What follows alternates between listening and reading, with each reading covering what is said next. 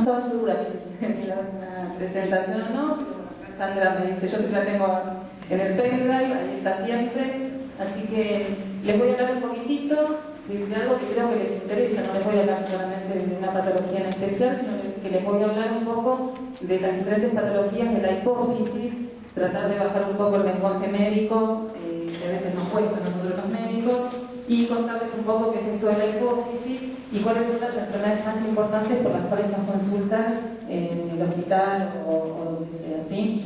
Bueno, no sé si voy a tener que pasarla yo.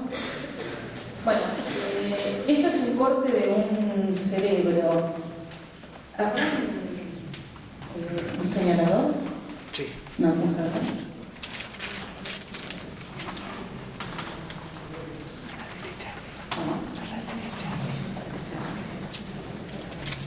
Bueno, y acá en la lucecita está esta glándula que se llama hipófisis y trae tantos problemas a ustedes, ¿sí?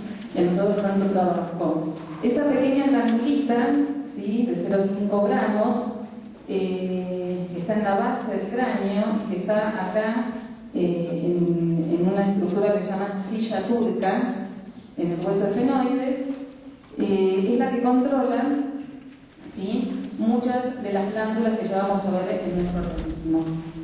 ¿Para pasar puedo pasar también? ¿Puedo pasar de acá? No.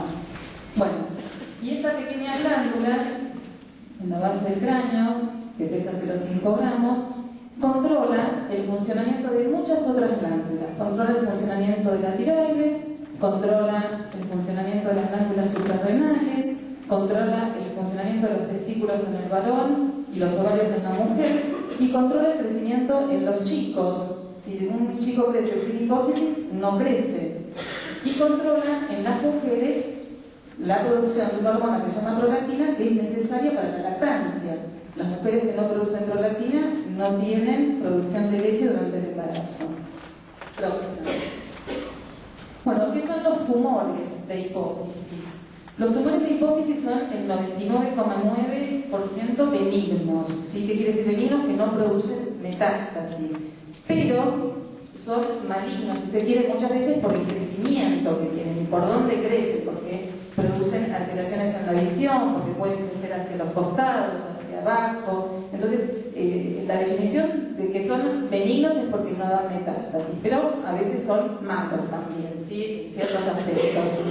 La prevalencia, quiere decir, en la población general, es del 10% de todos los tumores de cráneo.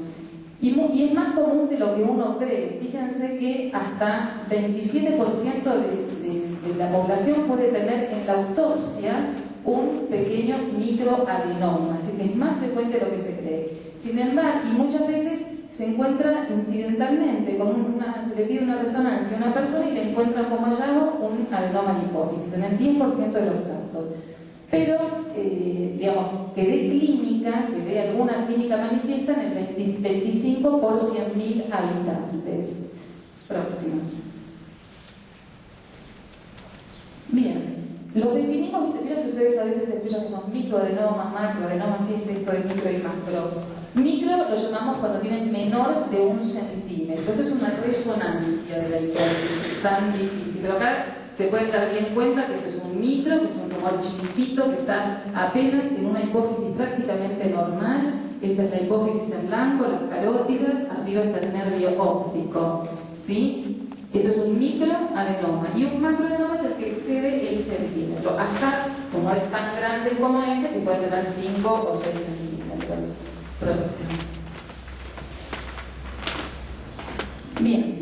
Tenemos diferentes tipos de prolactinomas, tenemos diferentes tipos de tumores o adenomas, llamamos también adenomas, ¿sí? A veces tumores, la palabra no es muy linda, a veces para asustar a los auditores de ciertas obras sociales sirve, pero se llaman adenomas hipofisáceos. Y hablamos de prolactinoma cuando producen aumento de una hormona que se llama prolactina. Hablamos de acromegalia cuando el aumento de la hormona es la hormona de crecimiento. Hablamos de enfermedad de Cushing cuando aumenta, en realidad la hormona que aumenta en el Cushing es una hormona que se llama ACTH, pero la traducción después es el aumento de los corticoides en el organismo. Y cuando no producen nada, en el sentido que no producen prolactina, no producen hormona de crecimiento, no producen exceso de corticoides, los llamamos no funcionantes, porque no producen exceso de hormonas, pero pueden traer problemas también desde la parte visual, cefaleas y alteración en la producción hormonal general. Próxima. ¿Cuáles son los síntomas comunes cuando alguien tiene un tumor grande? Los macroadenomas, más de 1 centímetro. Y los síntomas comunes son muchos. Disminución de la visión lateral, pérdida de visión, lo que nosotros llamamos hemianopsia, se pierde la visión de la mitad para afuera, por eso muchas veces preguntamos si se llevan por delante las cosas. Cefaleas o dolores de cabeza, nosotros llamamos cefaleas a los dolores de cabeza. Y finalmente insuficiencia del resto de la función hipofisaria.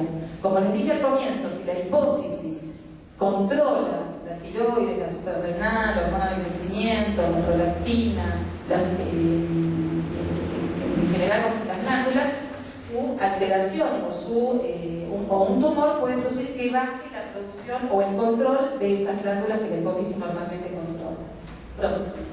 Bueno, vamos a hablar de los prolactinomas. En realidad es el más común de todos el prolactinoma, ¿sí? Entre el prolactinoma y el no funcionante son los más habituales. La incidencia es de 4 a 100.000, aunque es mucho mayor en los últimos tiempos, se ha visto que es más de 4 por 100.000 habitantes. Es mucho más frecuente en la mujer y en el varón, que en el varón la edad promedio es entre los 20 y los 30 años y el 70% son tumores pequeños.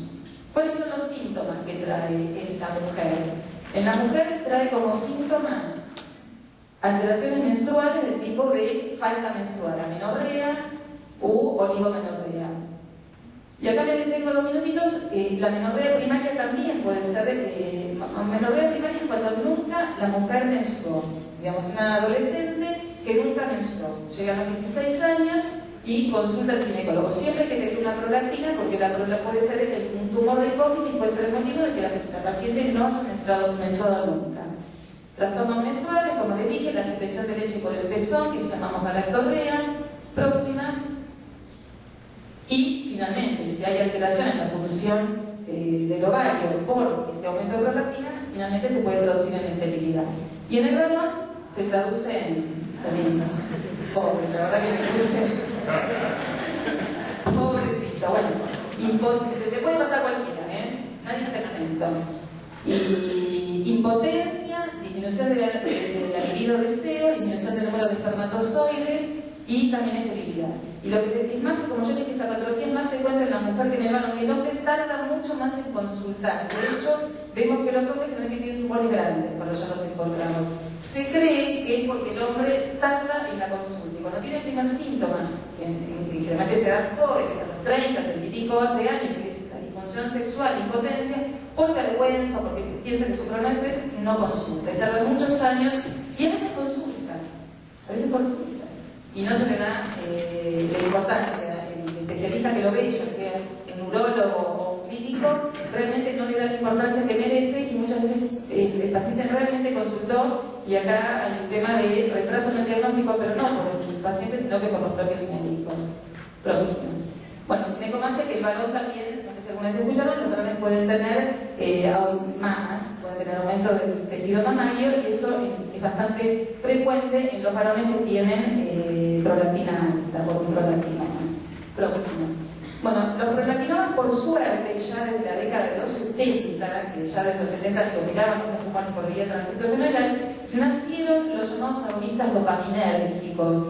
Desde los 70 se tratan con pastillas, desde los 70 se sabía que se reducían hasta achicarse y desaparecer muchas veces. El famoso Parlodén, no sé si alguna vez alguno de los que está por acá tomó, y ya desde los años 90, 95, se reemplazó por el Dostinex. Bueno, el Dostinex es el nombre comercial, cuando yo hice esta presentación era el único, ahora está el Dostinex, el Lactamax, el Lacstop, que es la cabergolina.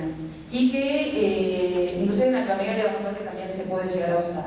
Y estos tumores se tratan con pastillitas, ¿sí? Con agonistas dopaminérgicos. La cirugía en general en los prolactinomas se deja cuando no se responde al tratamiento médico. Y la radioterapia es muy raro que necesitan radioterapia los prolactinomas. La próxima, y el tratamiento crónico en estos prolactinomas, el tratamiento general médico con pastillas, con agonistas dopaminérgicos es crónico. Bueno, pasamos a la enfermedad de Cushing. La enfermedad de Cushing es el 8% de las menos frecuentes de todos los tumores hipofisarios, el 8%, con una incidencia anual de 2,4 casos por millón. Se ven más casos de tumores chicos, a pesar de que es una enfermedad muy agresiva y con muchos síntomas, los tumores son muy chiquitos, microadenomas en el 90% de los casos, y se da más frecuentemente en la mujer.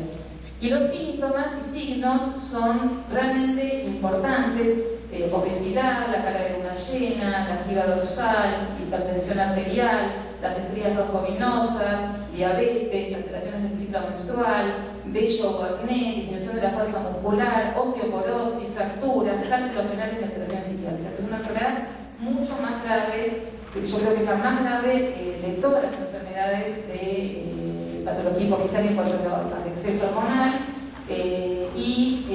pero muchas veces los síntomas pueden estar todos y otras veces es solo una pequeña estría. Así que la viveza también del médico de poder encontrar casos muy sintomáticos, pero casos también donde solo un aumento de peso y el paciente tiene un Cushing. Bueno, el tratamiento de la enfermedad de Cushing es quirúrgico, a diferencia del otro, que tenemos la pastillita mágica. Bueno, acá el tratamiento quirúrgico es la cirugía, el tratamiento indicado primario es la cirugía. Después viene la radioterapia y en realidad no hay tratamientos médicos efectivos, se usan tratamientos hace muchos años para paliar la enfermedad, un antimicótico que se llama ketoconazol, que se usa bastante y que por lo menos palía la enfermedad para que nosotros sepamos qué hacer, y la carbacolina también se está usando en el Cushing, pero con resultados medianos, y hay un nuevo medicamento que todavía no está a la venta, que se están haciendo ensayos. Ya terminó un ensayo en Cushing con el Son 230 y en un, diría, 20-30% de los pacientes tienen respuesta. La próxima. Bueno, la acromegalia. La acromegalia, el exceso de hormona de crecimiento, son tumores que producen exceso de hormona de crecimiento, o GH. Nosotros lo llamamos GH, creo que lo llamamos o somatotrofina. GH es del inglés, que quiere decir growth hormone. Bueno, el 17% son adenomas, comprenden el 17% de todos los adenomas. La prevalencia está en 60 casos por millón de habitantes. La incidencia es de 4 casos nuevos por año. La edad en general es la edad promedio de la vida entre los 40 y los 50 años, igual en ambos sexos, y el 80% son los tumores grandes, macroadenomas. Y una de las cosas importantes, no solamente en la acromegalia, yo diría que en el Cushing también, es que el exceso de hormona de crecimiento, si no se trata y pasan muchos años, aumenta el riesgo de mortalidad con respecto a la población general. Y una cosa muy importante es que este riesgo baja cuando el paciente es tratado. Digamos que siempre uno corre con tratar a estos pacientes justamente porque el riesgo de la mortalidad baja con el tratamiento médico, quirúrgico o lo que sea. Bueno, el diagnóstico es clínico. En el caso de la acromegalia es importante la sospecha en los casos que son muy poco sintomáticos. Hemos visto que hay casos que pasan sin contracción. ¿Por qué pasan tantos años cuando es una enfermedad que puede dar muchos síntomas visibles a la vista de todos, a la vista del clínico, a la vista de la gente, a la vista de la familia? ¿Por qué pasa tanto tiempo en ser diagnosticada? El diagnóstico se hace con muchas hormonas, pero básicamente, así como la prolactina para el prolactinoma, el cortisol para el Cushing, en la acromegalia es la growth hormone y la IGF-1, porque en realidad la growth hormone, la GH, es la que produce el tumor, pero el tumor estimula a nivel del hígado a la IGF-1. En realidad la que actúa es la IGF-1, pero a través de la otra que es la GH. Bueno, en todo lo que es patología hipofisaria, la resonancia, creo que siempre pedimos resonancia y nunca pedimos tomografía computada nosotros, porque la tomografía computada no es útil para seguimiento y para diagnóstico. Los tumores muy chiquitos de menos de 5, 7, 8 milímetros no se ven con una tomografía computada. Así que prácticamente en patología hipofisaria nos manejamos con resonancia, porque aparte para ver después cómo se achican los tumores, cómo se maneja el cirujano, realmente la resonancia es el único método diagnóstico que sirve. Próximo. Esto para mostrarles lo que les dije antes, que el tumor anterior produce hormona de crecimiento y en el hígado estimula la IGF-1, que es la que estimula el crecimiento.